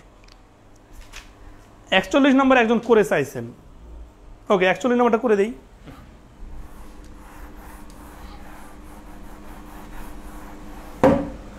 একচল্লিশ নম্বর বলছে যে কাদের দুটি, 41 নম্বর, কাদের দুটি সঞ্চয় হিসাব মোট 15,000 টাকা জমা রাখলেন। 15,000 টাকা মোট জমা রাখলেন দুইটা পার্টে। একটা হিসাব থেকে সে বাৎসরিক 5% হারে সুদ পাবে এবং অপরটি থেকে 10% হারে। বছর শেষে সে যদি 1110 টাকা সুদ পেয়ে থাকে তাহলে 5% হারে কত টাকা বিনিয়োগ করছে? 5% হারে কত টাকা বিনিয়োগ করছে? তাহলে একটা হচ্ছে 5% আর একটা হচ্ছে 10%। মোট টাকা কত? 15,000। তাহলে 15,000-এর 10% হচ্ছে 1500, 15,000-এর 5% হচ্ছে 750, আর 1110 হচ্ছে সে মোটের উপর পাইছে। তাহলে যদি আমরা বিয়োগ করি তাহলে হচ্ছে 390, এই পাশে যদি বিয়োগ করি 250 আর 110 মিলে হচ্ছে 360। তাহলে বিয়োগ করলে 3 × 39, 3 × 36, 13:12।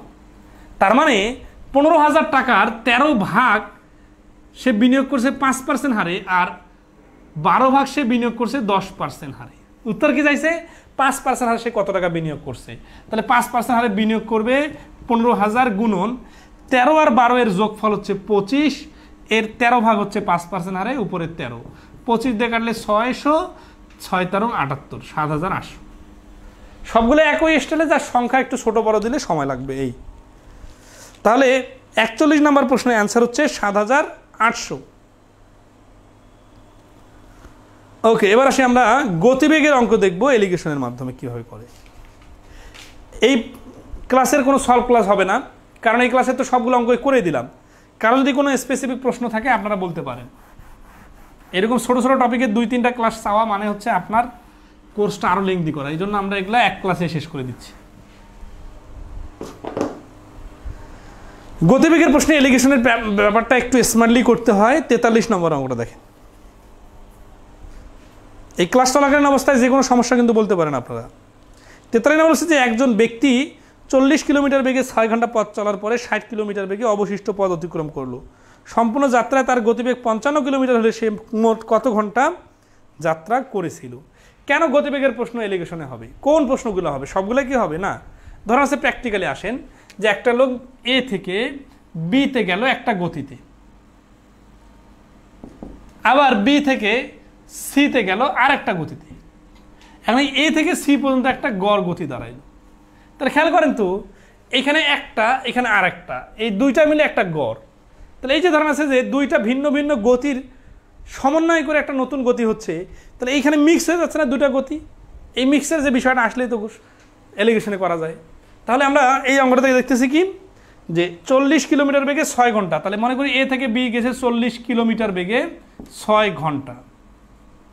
এরপরে বলতেছে অবশিষ্ট পথ 60 কিলোমিটার বেগে অতিক্রম করলো। তাহলে এই পথটা সে 60 কিলোমিটার বেগে গেছে, কত ঘন্টা এটা বলা নাই, কিন্তু বলা আছে যে সম্পূর্ণ জার্নি তার গড় গতিবেগ হচ্ছে 55 কিলোমিটার।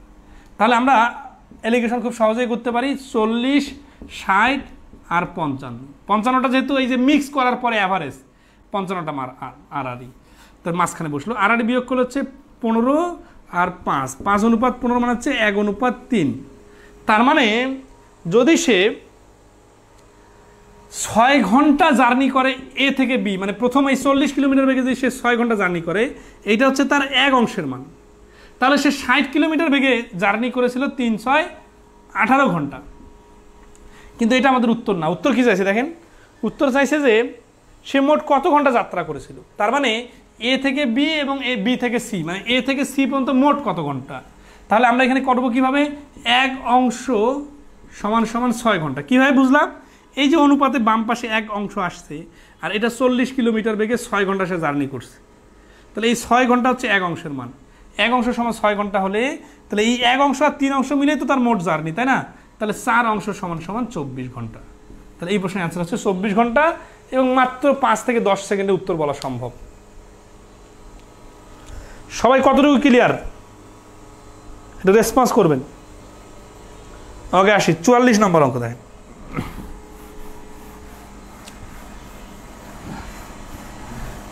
নম্বর অঙ্কটা একটু বোঝার আছে।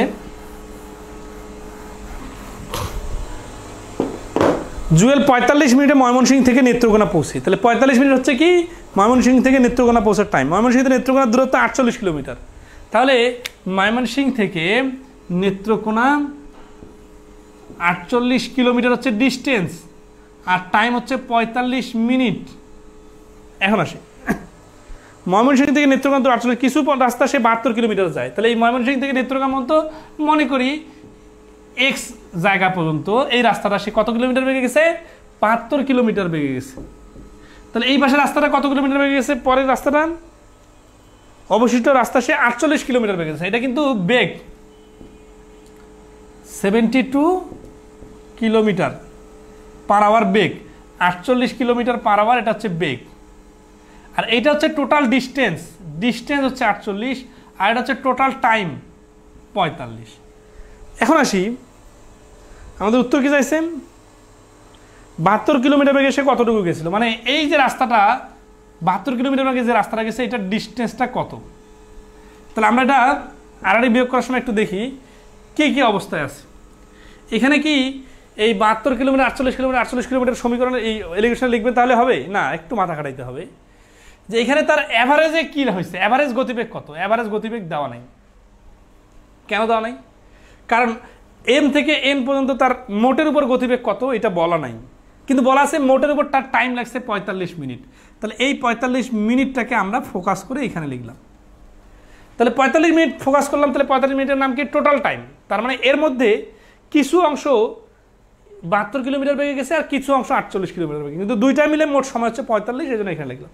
তাহলে এটা যেহেতু টাইম লিখলাম, তাহলে এখানে আমরা টাইম লিখবো, এখানে আমরা টাইম লিখবো। তাহলে টাইম তো এখানে দেওয়া নাই আর, কিন্তু একটু মাথা খাটাই যে 48 কিলোমিটারের যে রাস্তাটা, পুরো রাস্তাটা, এটা যে পুরোটাই 72 কিলোমিটার বেগে যাইতো, এটার নাম 72 আর এটার নাম হচ্ছে এই 48। এই 48 আর এই 48 গুলায় ফেলিয়েন না। এই 48 হচ্ছে ডিস্টেন্স 48 ময়মনসিংহ থেকে নেত্রকোনার, আর এই 48 হচ্ছে দ্বিতীয় অংশের গতিবেগ 48। তাহলে এই 48 কিলোমিটার গতিবেগে যদি 72 কিলোমিটার বেগে যদি 48 সম্পূর্ণটা রাস্তাটা যাইতো, তাহলে তার সময় লাগতো 5 12 60, 6 12 72, 6 8 48, 40 মিনিট। তাহলে এইখানে আমরা লিখবো 40 মিনিট। আর এখানে যদি 48 কিলোমিটার বেগে পুরো রাস্তাটা যাইতো তাহলে 1 ঘন্টা লাগতো, তাহলে এখানে 60 মিনিট। আর যদি বিয়োগ করি 15 আর 5 3:1, তার মানে এই টোটাল পথটার 3 অংশ, 48 কিলোমিটারের 3 অংশ সে 36 কিলোমিটার গেছে 72 কিলোমিটার বেগে, আর বাকি 1 অংশ মানে 12 কিলোমিটার রাস্তা সে গেছে 48 কিলোমিটার বেগে। উত্তর কি চাইছে? উত্তর চাইছে যে 72 কিলোমিটার বেগে সে কত কিলোমিটার অতিক্রম করেছে। খেয়াল করে 72 কিলোমিটার বেগে সে কত কিলোমিটার অতিক্রম করেছে। 72 কিলোমিটার বেগে সে 3 অংশ রাস্তা অতিক্রম করেছে। তাহলে টোটাল রাস্তাটা 48, এই 48কে 3 আর 1 4 ভাগ করে 3 ভাগ সে 72 কিলোমিটার বেগে গেছে। তাহলে 4 12 48, 3 12 36 কিলোমিটার। আরও বিস্তারিত একটু বোঝার জন্য বইয়ের হেল্প নেবেন, সেখানে বিস্তারিত আর শর্টকাট উভয় সমাধান দেওয়া আছে। ঠিক আছে, ওকে। আজকের ক্লাসের লাস্ট ওয়ান অঙ্ক 46 নম্বর। 40 মিনিট বের করাটা আবার একটু দেখান। 40 মিনিটটা এইভাবে বাড়ি করলাম যে টোটাল ডিস্টেন্সটা ছিল 48 কিলোমিটার। ডিস্টেন্সকে টোটাল রাস্তাটা যদি সে 72 কিলোমিটার বেগে যাইতো, তাহলে 72 কিলোমিটার দিয়ে ভাগ 48 কিলোমিটারকে। তাহলে এটা ভাগ করতে গেলে আমরা দেখতেছি 12 দিয়ে ভাগ করলে 4 12 48, 12 না 24 দিয়ে ভাগ করলে 3 ভাগের 2 ভাগ, মানে কাটাকাটি করলে হচ্ছে 3 ভাগের 2 ভাগ এত ঘন্টা। এই 3 ভাগের 2 ভাগ ঘন্টা মানে যা, এটাকে 60 দ্বারা গুণ করলে মিনিট চলে আসবে, তাহলে এই 40 মিনিট। এগুলো টাইম অ্যান্ড স্পিডের ক্লাস করলে এগুলো পারার কথা। ঠিক আছে, ওকে। 46 নম্বরটা বলছে যে সোনা পানির চেয়ে 19 গুণ ভারী, তামা পানির চেয়ে 9 গুণ ভারী, ধাতুটি কি অনুপাতে মিশ্রণ করলে উক্ত মিশ্রণে পানির চেয়ে 15 গুণ ভারী হবে। এটা তো জাস্ট এলিগেশন সাজাই দিলে হয়ে যাবে, কারণ এখানে কোনো ইনক্রিজ ডিক্রিজ লাভ ক্ষতি কিছু বলা নাই। আশা করি সবাই পারবেন, আর কোনো অঙ্ক নাই। তো আশা করি এলিগেশনটা ক্লিয়ার। আগামীকালকে আমরা মিশ্রণের ক্লাসটা করবো ইনশাল্লাহ। মিশ্রণের টপিকটা ভালো করে দেখে নেবেন, ঠিক আছে। আর যিনি আরেকবার শুনতে চাচ্ছেন, আমরা এখন ক্লাসটা এন্ড করতেছি, আপনি আরেকবার দেখে নিলে হয়ে যাবে। ঠিক আছে, ওকে। এই কয়েকদিন আপনারা লাস্টের দিকে টপিকগুলো কার কথা সমস্যা থাকলে আগে থেকে মার্ক করে রাখবেন, ঠিক আছে। আচ্ছা,